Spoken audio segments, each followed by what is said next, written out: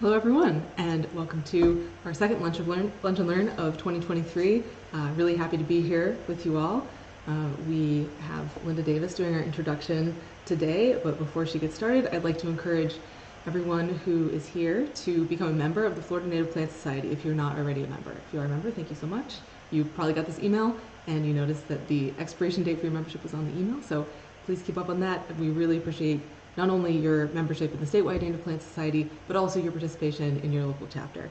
If you need to find your local chapter, please head on over to our website. We have a map and contact information and meeting information for all of our chapters on fnps.org/chapters. Linda? Hi. I'm Linda Davis, Executive Director of Florida Native Plant Society. Thank you for joining us today, everybody. Just a quick update as well. I wanted to let you know that we've had a really successful annual campaign this year, met our goals, but it does continue to the end of January. So if any of you haven't made a contribution yet and feel like doing so, the annual campaign fund is still open. So thank you for everybody that has supported so far. We're really very, very grateful. But without further ado, we'll get going on our Lunch and Learn today. Today we'll be hearing from Tall Timber's Partnership Coordinator, Peter Kleinhenz. Valerie sat down with Peter back in fall of 2021 to interview him about his career and his work with partners and his role in the Regional Conservation Partnership Program. Peter graduated with an MS in Environmental Education from Southern Oregon University. He currently works to conserve land in Osceola River Watershed and St. Marks River Watershed in northern Florida. Really looking forward to hearing from him. He's an interesting and inspiring person. So very grateful for him for taking the time to talk with us. Thanks, Linda. And so, so I pre-recorded, cut it. It's about 30 minutes and change, 32 minutes. So please enjoy, and we'll be back on to answer any questions if we are capable of doing so. Because we're not Peter, he was out in the field today. I did ask him to come back if he could, but he's very happy we're doing this, and I hope you guys enjoy the presentation. I'm Peter Kleinhenz, and I work at Tall Timber's Research Station and Land Conservancy as the Osceola River Watershed Coalition Coordinator. My job as the Osceola River Watershed Coalition Coordinator, long title, is basically to ensure that as much of the Osceola watershed gets protected as possible, permanently conserved. We have a goal of getting 50% of the Osceola watershed conserved permanently and 100% of the frontage of the Osceola itself permanently protected. And to do that, we work a lot on partnership development, finding different funding sources, and basically bringing as many people together as possible around that main goal. So that's what we're focused on. And the Osceola River watershed basically stretches from the southern edge of Thomasville, Georgia, all the way down to the Gulf of Mexico, and it kind of makes this shape. It goes like this, and it broadens out, and it comes back together. So it's a really unique watershed. You have a spring run stream coming into a blackwater karst stream, and then they kind of merge and flow to the Gulf of Mexico. So it's a wonderful place to get to work. There is not a lot of state money available for conservation in this day and age. Florida Forever, for instance, has seen pretty significant budget cuts from what it was originally meant to be. And so that's required of land trusts like Tall Timbers to really be creative about finding partners. And some of those partners in our area include the Osceola Research Institute, which is made up of archaeologists, conservationists, local landowners around the conservation of both the cultural and natural resources of the Osceola. We work very closely with the Suwannee River Water Management District, and they've been a phenomenal partner. They have a huge, broad area to focus on, and so it's very helpful to them to have us focusing specifically on the Osceola, but then they can bring all their resources to play when we need them. We work very, very closely with the Florida Fish and Wildlife Conservation Commission on all sorts of different things, and they've been a wonderful partner and manage land in the watershed, which is, key.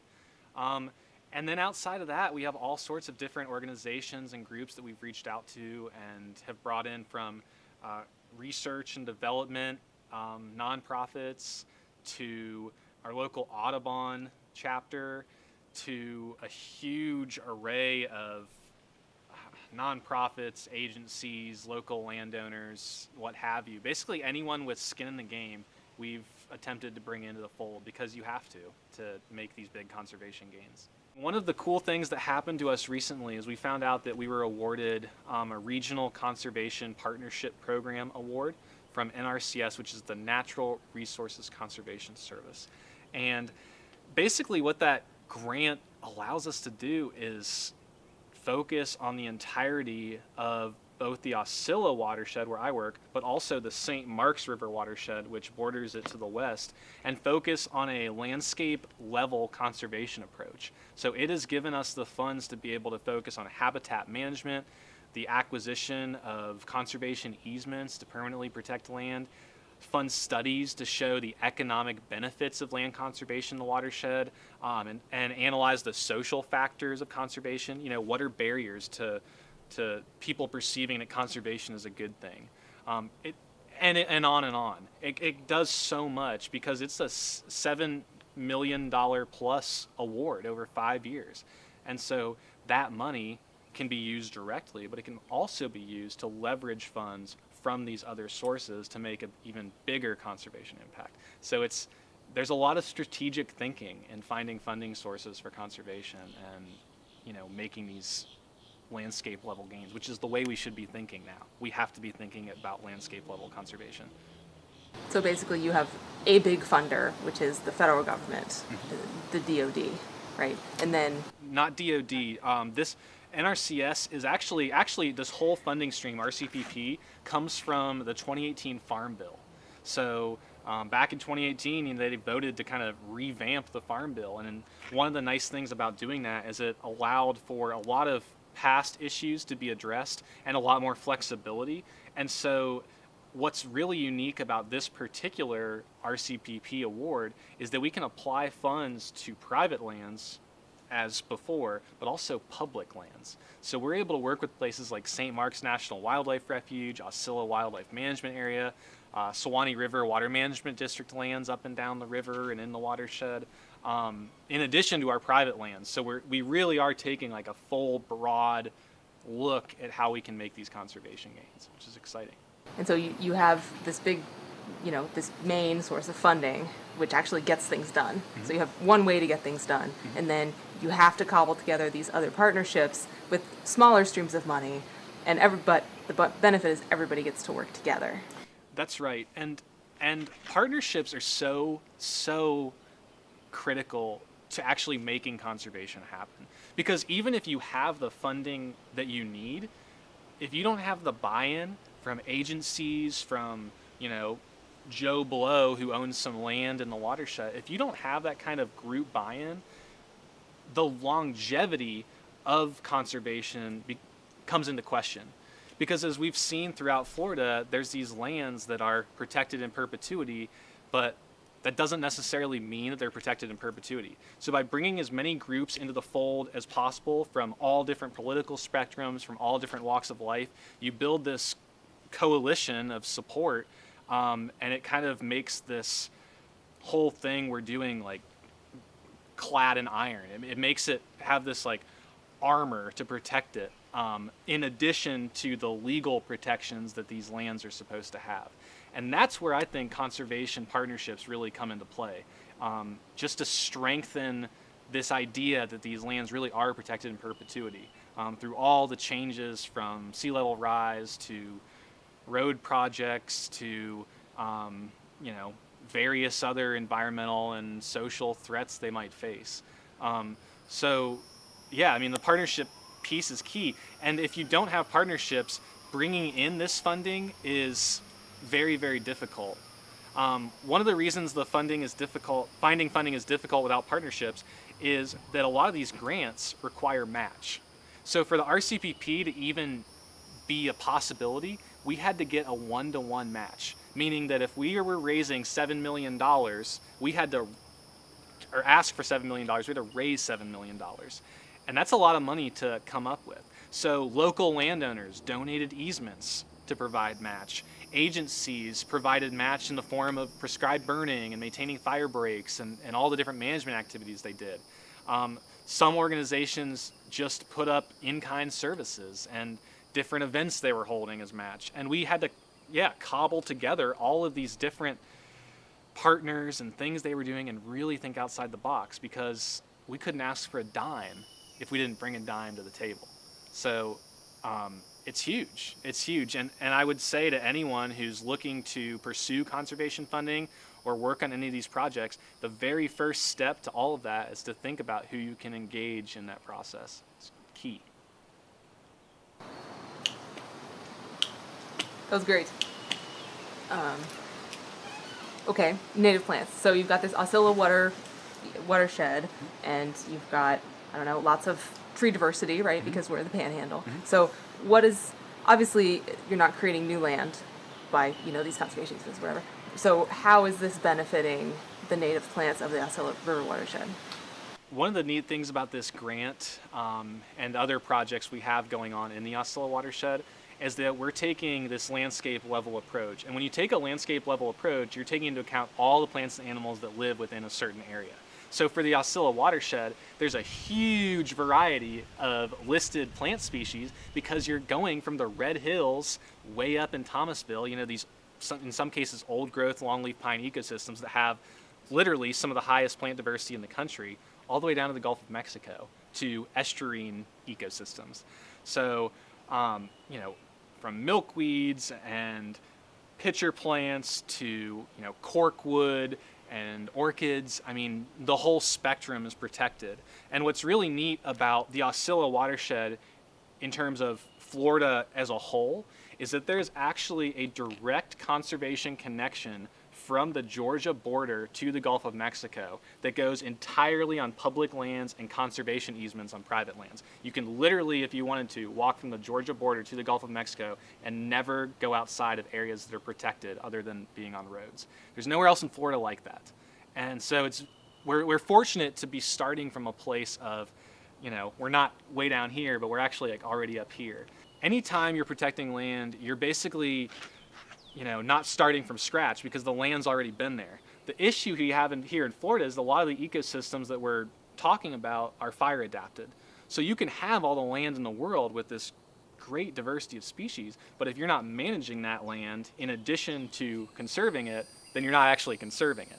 And so one of the things this grant does and other funding streams we have coming do is that they account for the management of the land in perpetuity and not just the conservation. So doing things like burning, treating invasive plants, planting longleaf pine again in some of these areas where it's been logged out, maintaining fire breaks and doing other small-scale restoration on streams. All of those things, from the hydrology to the habitat itself, impact native plants. I think you'd be hard-pressed to find a native plant species that didn't benefit from management that's bringing an ecosystem back to what it originally was. And so when we applied for this RCPP funding, we applied for an equal amount of permanent land conservation through conservation easements and habitat management. So it was literally kind of like a 50-50 split because you can't have one without the other. You just can't. So I think that doing it that way will really ensure that the plants specifically, and obviously the animals that depend on those plants, are protected throughout the watershed. Tall Timbers Research Station and Land Conservancy is a really cool organization. I've been working there for actually under a year. This RCPP project was the first thing I worked on when I started. But one of the things I've learned about Tall Timbers that's really incredible is that they are so effective in the areas with which they work, and they're very well respected. So prescribed fire, a lot of people know Tall Timbers through fire. They're pioneers in fire ecology in many ways. But they also have this land conservancy piece that's protecting lands from the Apalachicola River to central Madison County, all the way to north of Albany, Georgia. A gigantic area of land, I don't remember the exact number, but a huge region of land has been permanently protected through the efforts of Tall Timbers.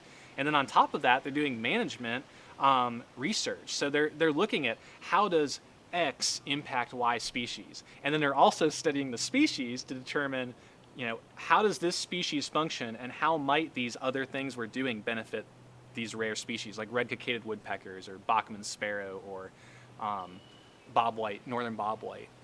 It's incredible to be working for an organization that does so much, but every single thing they do is like congruent with everything else they do. So you have this like forward steam engine that just plows forward, and all these different things are like, if you imagine that steam engine is needing coal, like each thing is like providing more fuel for that engine to move forward, but the engine's always moving forward. And I just think that that's so incredible. There's like this hyper-focused mission that they have, and they never go off the rails. And so I just think that it's really neat to be working for an organization like that. And all these different funding opportunities just add, fuel to that. They just support that work. As it pertains to the Florida Native Plant Society, there's some really, really cool opportunities to explore the Osceola River watershed and the St. Marks River watershed for that matter. There's some really neat opportunities for Native Plant Society members to explore the Osceola River watershed and the St. Marks River watershed, where this RCPP award is going to be applied. One of the craziest places and most interesting places to me in the entire watershed is actually at the headwaters. And it's up in Thomasville, Georgia. It's a place called Lost Creek Forest. And there's a group called Friends of Lost Creek that I have to give a shout out to because they're just an incredible conservation organization. This old growth slope forest has one of the largest populations of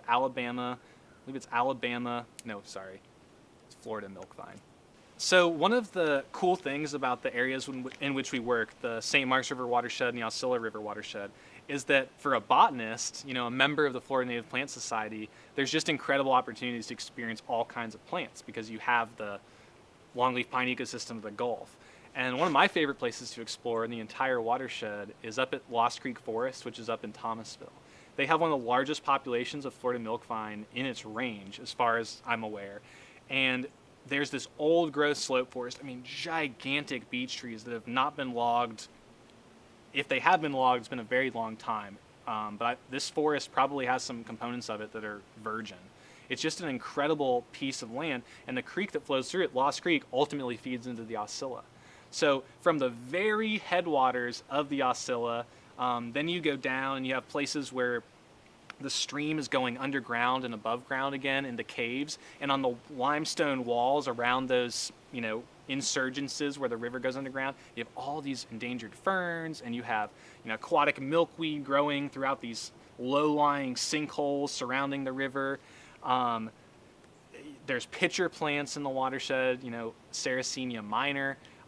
There's places in Osceola Wildlife Management Area where you can drive, and it's just almost like a line of few flower milkweed, Asclepias lanceolata, where it's just orange flower, all the way down. It's almost like wherever you go in the watershed, there's incredible opportunities to botanize. And obviously the St. Marks watershed, you have St. Marks National Wildlife Refuge, and you have Apalachicola National Forest, and all these wonderful places. When you add to that the private lands, then you start getting things like Miccosukee gooseberry, the only population in Florida of this federally listed species in the St. Marks River watershed, like right on the shores of Lake Miccosukee. These are all places we're going to be able to help protect with this funding. So, are we hyper-focused on just protecting the plants? Absolutely not. Again, we're taking a landscape level approach. But by doing that, you're ensuring that you're protecting the widest diversity of habitats, which then includes the widest diversity of plants and animals. I'm a snake guy. I love snakes, and we're protecting so much habitat for some of my favorite species like pine snakes and eastern diamondbacks, species that then are indicative of healthy longleaf pine ecosystems. Again, one of the most diverse, botanically diverse places in the United States. So it all fits together. It's all this big picture approach that all fits together. One of the interesting things about protecting land and working on conservation easements and finding funding and all of this is that there's a lot of people who believe that conservation of land runs counter to economic progress. It's something you hear all the time. And one of the neat things about this particular funding stream, RCPP, is that it includes the economic piece within it. There's cost share programs that help farmers, for instance, improve water quality by implementing best management practices, but it also helps their bottom line. If you use less fertilizer and you use less water and you have to have less equipment, your bottom line goes up. and your income that you get each year as a farmer goes up. And the quality of the water beneath you also goes up. Those are the best case scenario situations where you have this funding coming in for conservation that does not ignore, but rather supports the economics of the whole area. One of the things we're doing with this particular grant award, or funding award, I should say, is looking into the economic piece. We're looking into how much land that fronts the river that people, rent kayaks to go down is protected. How many farms and agricultural forests, pine plantations, how much of that yield increases as a result of these management actions or cost share programs? How many people visit these public lands that we're working to manage? I don't want to go to a piece of public land that is covered in invasives, or that I have to bushwhack through dense tie because it hasn't been burned in 20 years. I don't want to go there. So we're also looking at how the management actions we put into these public lands kind of enhance their appeal to people coming there. And of course, those people are buying gas, buying food, staying in hotels, all that. So we're really trying to analyze the economic component of land conservation so that at the end of this 5-year project, we can turn around and say, actually, this is not running counter to economic progress. It's enhancing it. And I think when we as Floridians can start showing more and more how conservation is benefiting our bottom line economically, we're going to see a lot more progress in the conservation field. Development and all these climate change, all these threats we're facing, they're not going anywhere. They're going to continue to grow, if anything. And so by coming up with different strategies to kind of meet those head on and maybe convert the people that are right now not on board with conservation, I think we're going to meet and experience a lot more success. So that's a really critical piece of this project, and something that I think Tall Timbers has a really good grasp on. They really understand that doing things like protecting northern bobwhite quail in the Albany area, benefits Albany economically, and supporting these plantations benefits people who travel from all over the world to hunt on them. And so they have a really good grasp of that economic component, and it's something I hope that other agencies, land trusts, and everything take into account more and more and more, because it's critical to having success.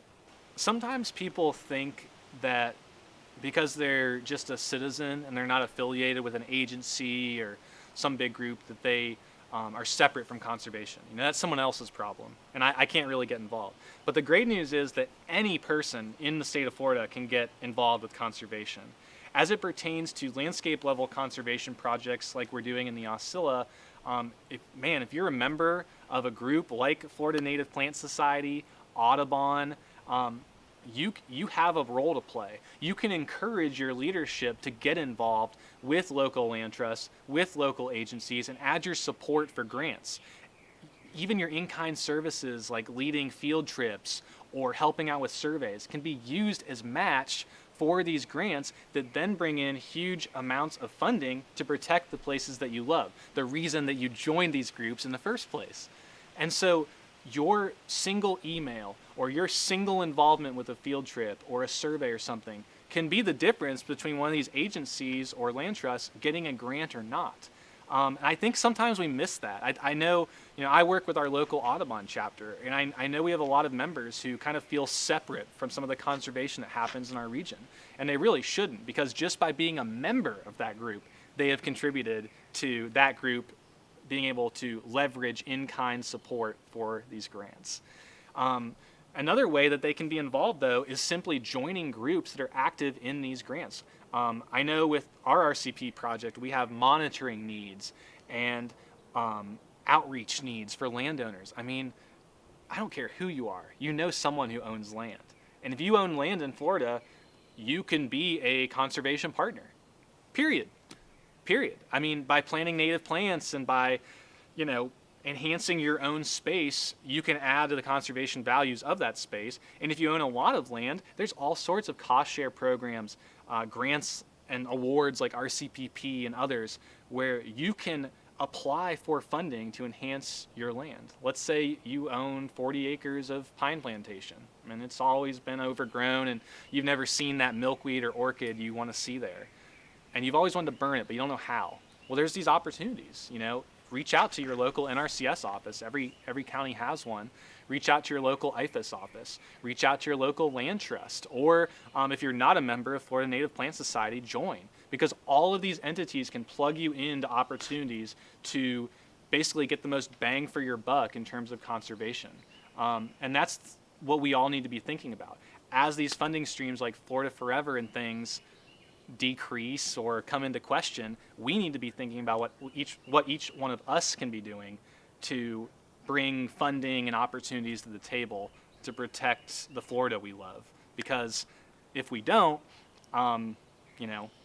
development and all those things are gonna continue unabated. So we have to be thinking about how do we get out in front of that in a strategic way to conserve some of these treasures in our state.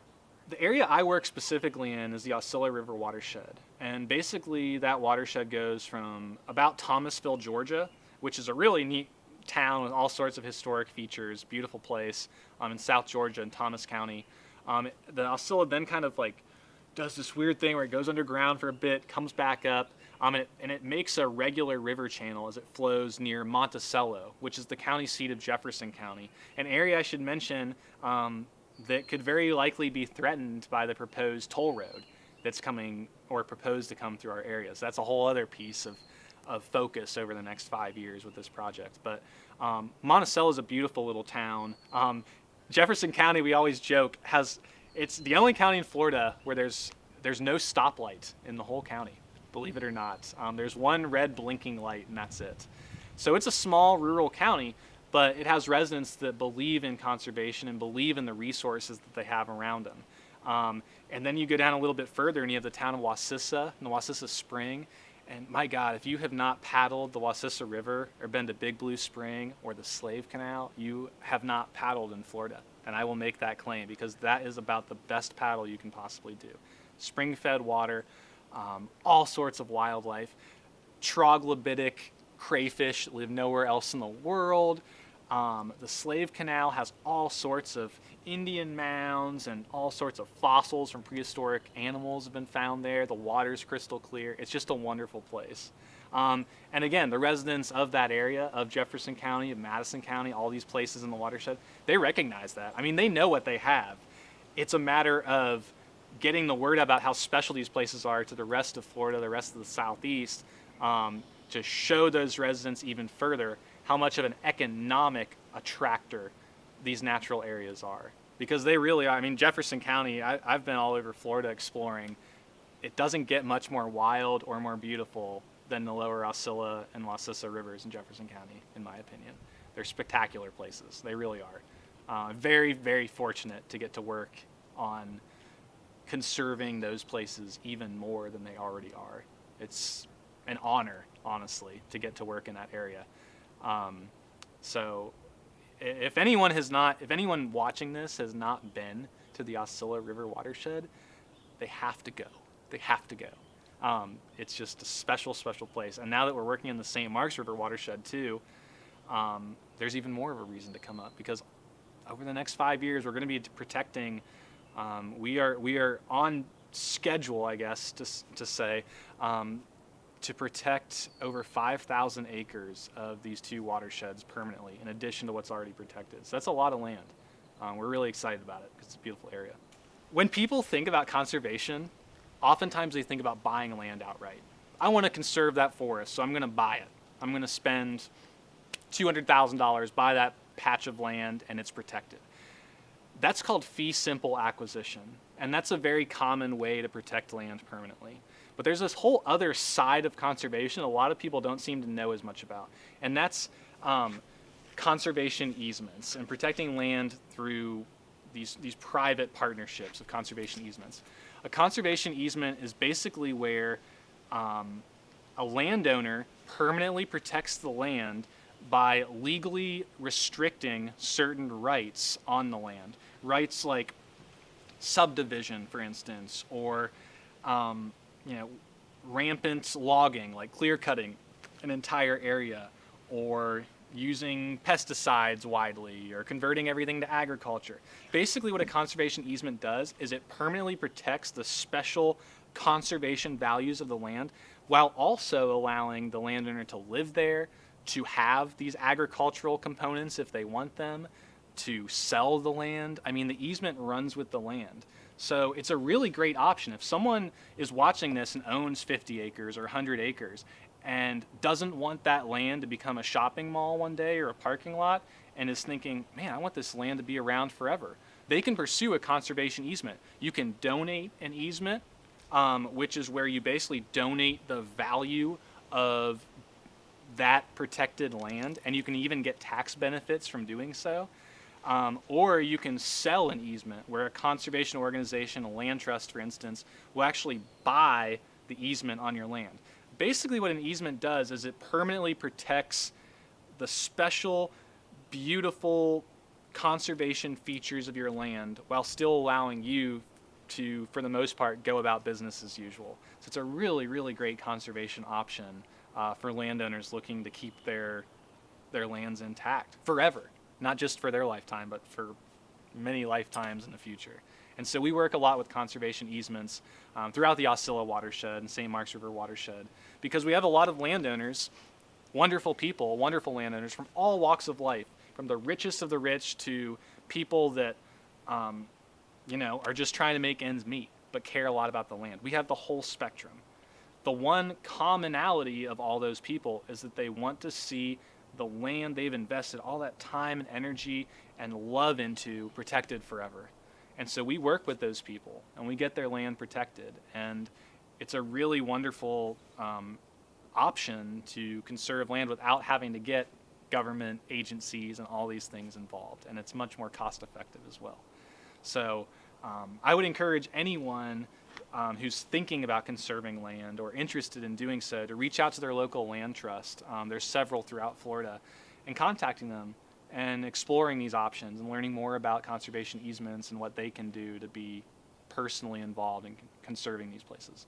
Some people think of conservation easements as sort of layers, and basically the conservation easement process takes care of the development layer. It makes sure that a given parcel of land or parcels of land cannot be 100% developed. It maintains the key conservation features of the land while still allowing, someone to have a house or someone to have a farm or something like that.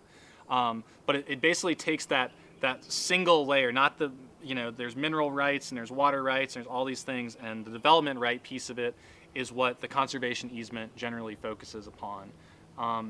They're pretty confusing. They're kind of hard to explain, but there's a lot of good information out there, especially from the Land Trust Alliance, on what a conservation easement even is and what the benefits might be to a landowner financially, in terms of conservation, etc. I would strongly recommend anyone even interested in the concept of conservation of land to go to the Land Trust Alliance to learn more, or any local land trust like Tall Timbers.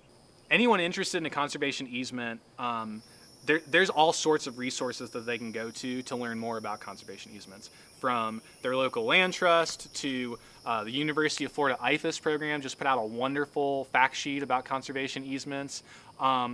There's all sorts of information out there. The Land Trust Alliance is another one, and they can simply type in Google conservation easement and learn more.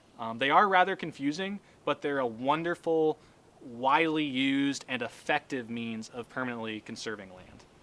I have actually two favorite native plants in Florida. I know that's kind of cheating. I don't just have one.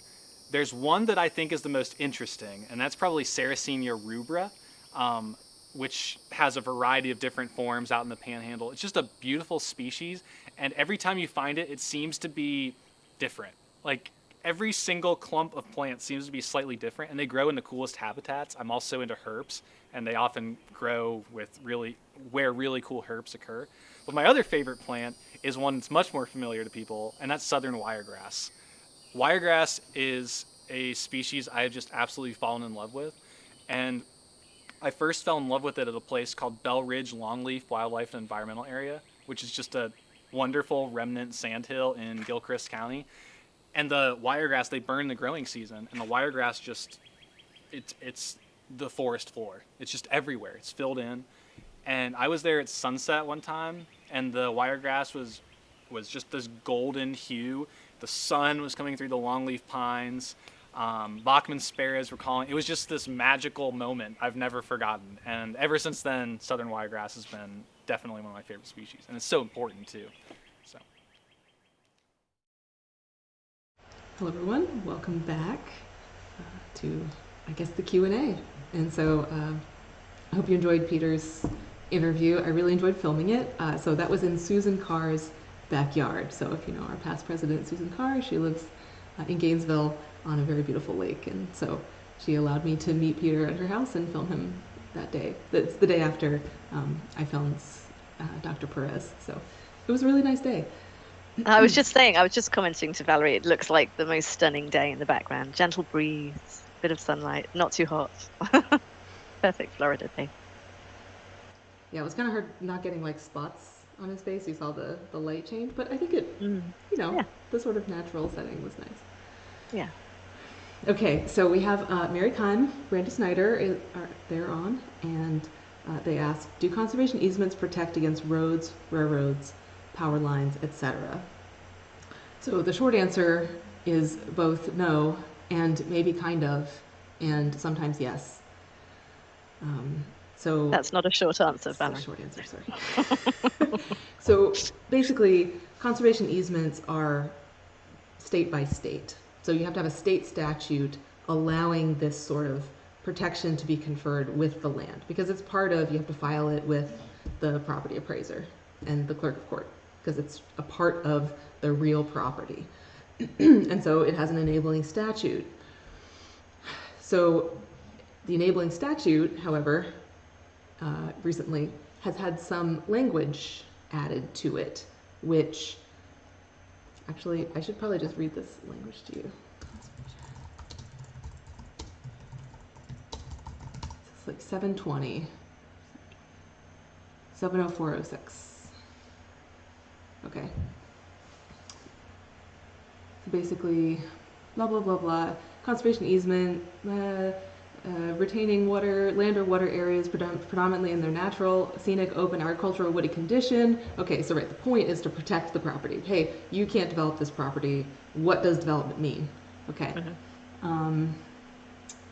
Conservation easement shall run with the land and be binding on all subsequent owners of this area of the state, blah, blah, blah. Okay. Section 11A. So this is Florida Statute 70406. And it says, that's 11A. This section or other provisions of law may not be construed to prohibit or limit the owner of the land, not the holder of the conservation easement, or the owner of the conservation easement, to voluntarily negotiate the sale or use of such lands as an easement for the construction and operation of linear facilities, including electric transmission and distribution facilities, telecommunications transmission and distribution facilities, pipeline transmission and distribution facilities, public transportation corridors, and related appurtenances. Nor does this section prohibit the use of eminent domain for said purposes as established by law. So any infrastructure needs within that area. So basically weakens the conservation easement protection. Now, conservation easements can be held by governments, they can be held by land trusts, they can be held, by people, I guess. But what happens when you have a land trust that's certified by the Land Trust Alliance holding conservation easements, they are supposed to abide by a certain code of conduct and have insurance in order to defend their easements. It's not necessarily the case for other holders of conservation easements. So a land trust that is properly certified may protect their conservation easements and defend their conservation easements from threats such as mentioned in 70406 more vigorously than another holder of land. But that is not guaranteed and may vary based on land trust and the nature of the threat. Thanks. Sure. And that is all the questions in the chat.